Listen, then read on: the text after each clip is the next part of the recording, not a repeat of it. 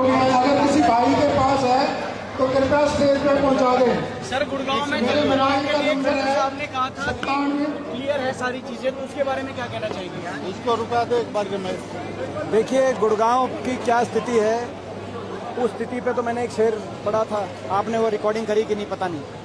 आप जो है, मैंने सवाल पूछा था कि गुड़गांव की जो स्थिति इतनी खराब हो रही है उसके लिए कौन जिम्मेदार है। आज गुड़गांव में सब जानते हैं, टूटी सड़कें, प्रदूषण में देश में नंबर 1 पे आ गए गुड़गांव, वायु प्रदूषण में, जल भराव, सीवरेज की समस्या, साफ सफाई और की समस्या, गंदगी, आज गुड़गांव वासियों को सामना करना पड़ रहा है।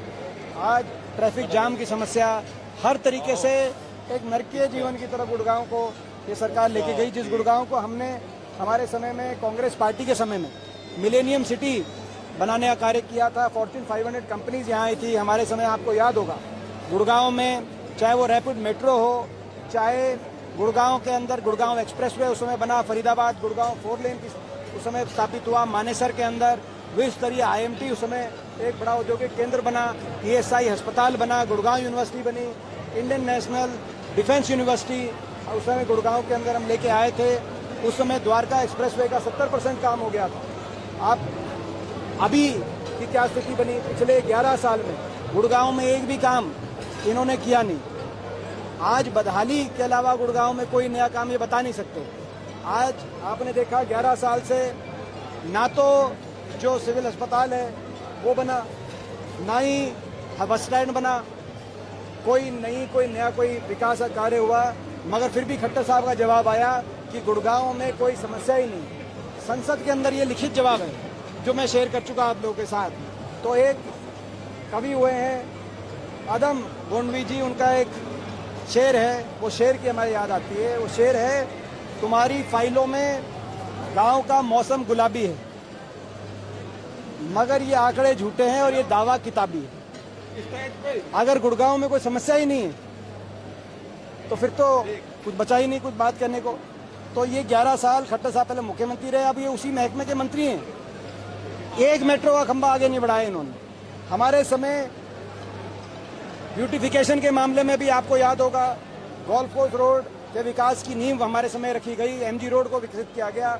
हर तरीके से गुड़गांव को आगे मिलेनियम सिटी के रूप से पूरे गुड़गांव का नाम दुनिया में गया।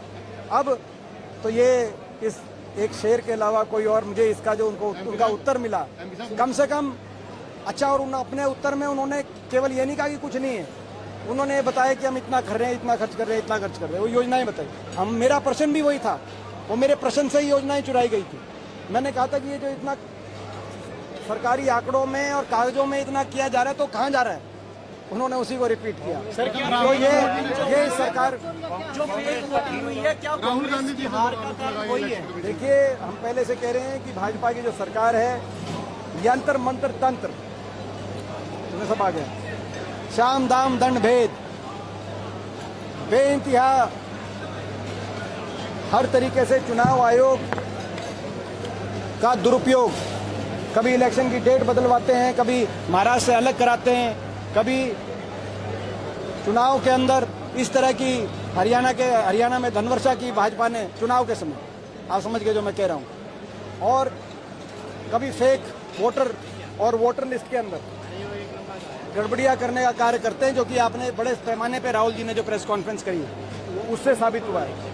अब ये पहले इन्होंने हरियाणा में किया, फिर महाराष्ट्र, अब बिहार में भी देखा जा रहा है। ये हकीकत क्या है, जबकि हरियाणा में तो मात्र 18,000 वोट से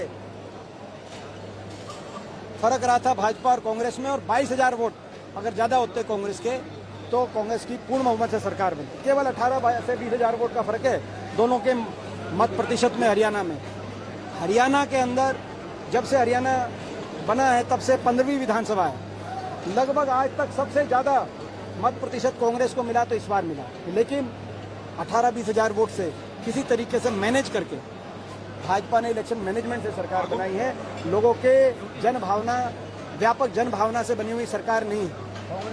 यही हमारा कहना है। अगर जनभावना होती तो खट्टर साहब को यूं बदलना ना पड़ता। अगर उन्हें अच्छा काम किया होता तो हरियाणा में ही चलाते। कई इनके मुख्यमंत्री 3-3, 4-4 टर्म भी रहे हैं, मगर उनको बदलना पड़ा।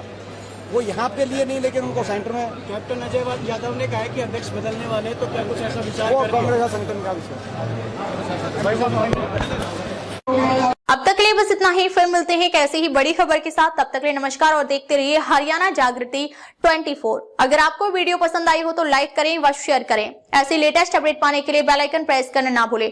अगर आप हमें फेसबुक या फिर इंस्टा के माध्यम से देख रहे हैं तो हमारे पेज को फॉलो जरूर करें। धन्यवाद।